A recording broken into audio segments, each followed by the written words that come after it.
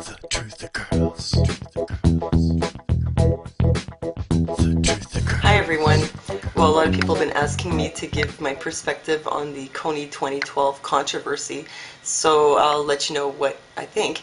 Well, first of all, if you haven't seen the documentary Kony 2012 from Invisible Children, Joseph Kony is the Ugandan leader of the Lord's Resistance Army, which was using child soldiers and doing a lot of gruesome things. And, well, the campaign says they want to, save the children and bring Kony to justice. So, well, who could disagree with that? Sign the pledge to help us bring Kony to justice in 2012. It's, a very heartbreaking story, and you see these children who are running away from this horrible man who wants to torture them and turn them into soldiers and all this kind of stuff. But there's more to the story. What do they want from you with the pledge? Well, they want basically to bring the American military into Uganda to get rid of Joseph Kony. But as I'm saying, there's more to the story, and the other half of the story has also been shared on the internet. You might want to watch this by the Ugandan blogger Rosebel Kagumire. What she's saying is that this is basically a case of oversimplification. Somebody wanting to be the hero and go and save the African children, and the problem is it kind of perpetuates this myth that African people are unable to resolve conflicts within their own country without external help, such as help from the US military. And another problem is that, well, Joseph Kony is actually no longer in Uganda, and that the footage in the film is old, and the story they're telling you in the film is actually from several years ago, and that since that time things have changed a lot, and they're now in a period of sort of recovery from this, and if anything they need help with recovery. Joseph Kony is not even there anymore. So she is from Uganda, and she's saying that what they're showing you in this Invisible Children documentary is not entirely true, and well, that's strange. Why you should feel awkward about the Kony 2012 video. They say here that the LRA is no longer thought to be actually operating in northern Uganda, which is the opposite of the impression that you get from the film.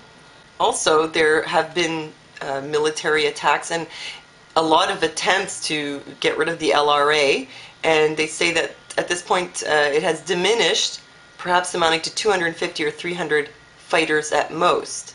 Also, it's not like the international community doesn't know about Joseph Kony, and he was indicted for war crimes by the International Criminal Court in 2005.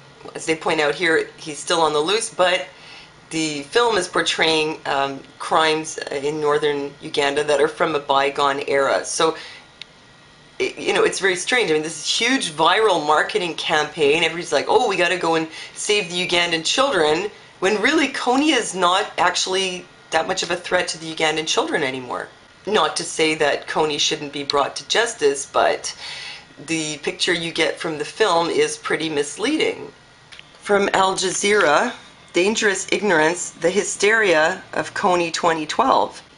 Well, they say here the hunt for Joseph Kony is like the perfect excuse for the military to go into oil-rich Uganda, and that any time the American military goes anywhere in the name of human rights, like what they did in Afghanistan, oh, well, look at the way they treat their women, we got to go in there and save them, and as a result, millions of children all over the world have lost their lives as collateral damage. I mean, if you take into account Iraq and Afghanistan and all these other places, anytime there's a military strike, you're going to have civilian casualties. So Kony's not there anymore. They're in a state of recovery now from the conflict that they had.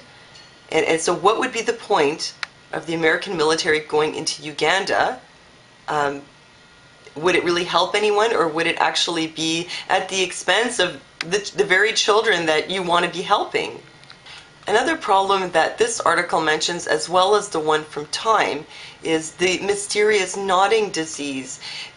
Actually, the government in Uganda is also very corrupt, and as they describe here, the most significant problem people face is over land. Land speculators and so-called investors, many foreign, in collaboration with the Ugandan government and military, are grabbing the land of the Acholi people, land that the Acholi were forced from a decade ago when the government herded them into internment camps. So what I hear from this, what this means to me is that the local governments in Uganda are collaborating with corporations to enrich the corporations at the expense of the people, to displace people, to take their land away and put them in internment camps so that foreign investors can make money off the resources that are on these lands. And this is where the nodding disease comes in, that these children who were living in these internment camps are coming down with a strange neurological disease that gives them seizures and deteriorates their brain, for which there is no cure, and nobody really knows what it is, but it probably came from something that they're exposed to in these camps.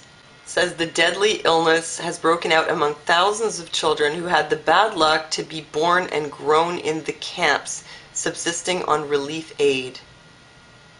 Now I wonder what it is that's making those kids sick. Is it the food? Is it, what are they giving them for relief aid? What they give people for relief aid? Toxic GMOs. That's why they burned the relief aid in Haiti.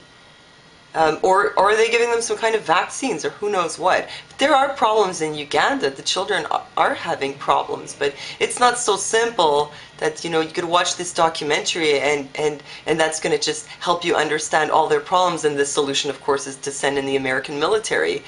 Also, the Invisible Children charity has collected quite a lot of money over the years. I heard it was something like 9 million.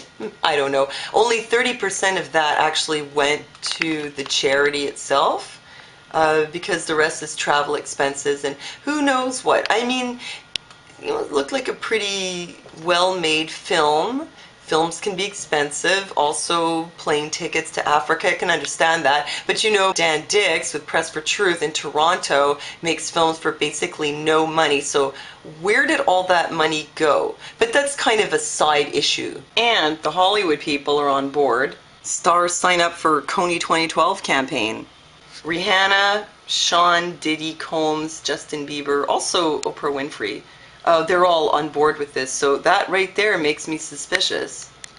Keep in mind that the American government and the American military, well, they don't do anything unless it's in the interest of the corporation of the United States of America.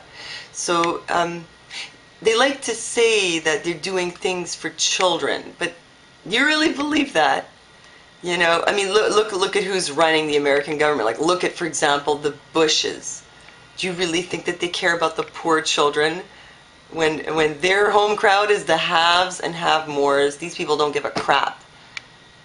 The Bush-Clinton fund, the money that you gave to Haiti, well, you didn't give it to Haiti, you gave it to the Bush-Clinton fund. And that's why the Bush-Clinton fund is, the Bushes and Clintons are, their riches are ever increasing, and the people in Haiti are still living in tent cities and suffering from cholera, which the UN troops brought in. So how much is it going to accomplish to give money to this charity or to ask the military to come in? From the track record, I would say probably not very much. So what is the solution? Well, I don't have the solution, but I can tell you that I understand something more about the problem. And if you want to understand why countries have these kinds of problems, whether it's in South America or it's in Africa, you should read some books like Confessions of an Economic Hitman, Seeds of Destruction, and The Globalization of Poverty and the New World Order. These are 3 terrific books, and if you read this, you'll understand how corporatism works on a global scale, how the sovereignty of any individual country is undermined when they are conned into becoming debt slaves of the World Bank and the IMF, and that global government, globalization, what it really does is it takes away individual country sovereignty, because they can't participate as part of that global economic community unless they do certain things. You know, they have to play by certain rules of the game. But it's not in the interest of the people in that country. It's in the interest of corporations. And of course, the governments of those countries are also corrupt, so they benefit when these schemes are implemented, but the people don't. So to me, this is all about greed, globalization, and corporatization. And those are the core problems. This is why, you know, you have like unending wars, conflicts, tribal conflict. This is all part of it. Poverty, food shortages, etc. These are all related to this kind of stuff. And so why hasn't the local government taken care of this Kony problem? Or why haven't they taken care of a lot of problems? Because they're probably also corrupt. Like I said, they serve the interests of corporations. So that's my take on it. Let me know what you think. Invisible Children Kony 2012 campaign. Would you sign a petition? Would it make you feel better? Would you give money to them? Or do you think that this is just like a big diversion and maybe even a dangerous oversimplification? Well, let me know what you think, and thanks for listening to me, and I'll see you next time.